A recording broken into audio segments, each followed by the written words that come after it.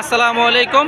ইলিশা লঞ্চঘাট থেকে সবাইকে স্বাগতম জানাচ্ছি। ঠিক দুপুর 1টায় ইলিশা ঘাটে এসে পৌঁছলো এমবি গ্রিন লাইন 3 নৌযানটি। ঠিক সকাল 8:30 ঢাকা থেকে ছেড়ে কালীগঞ্জ হয়ে বর্তমানে নৌযানটি ইলিশা অবস্থান করছে এবং বিপুল পরিমাণ যাত্রী নিয়ে নৌযানটি এসেছে। এখন যাত্রী নামাচ্ছে, আপনারা সকলেই দেখতে পাচ্ছেন। পুনরায় 2:30টায় ঢাকার উদ্দেশ্যে ছেড়ে যাবে নৌযানটি, ভায়া কালীগঞ্জ ঘাট করবে এবং খুব গতিময় সার্ভিস দিচ্ছে বর্তমানে এমবি গ্রিন লাইন 3 ঢাকার উদ্দেশ্যে ছেড়ে যাবে ঠিক দুপুর 2:30টায়। আপনারা সকলে ভিডিওটি দেখতে থাকুন, ভালো লাগলে লাইক দিয়ে কমেন্ট করুন, আর এই চ্যানেলে নতুন হয়ে থাকলে অবশ্যই চ্যানেলটি সাবস্ক্রাইব করে পাশে থাকা বেল বাটন বাজিয়ে দিন। ধন্যবাদ সবাইকে। আসসালামু আলাইকুম।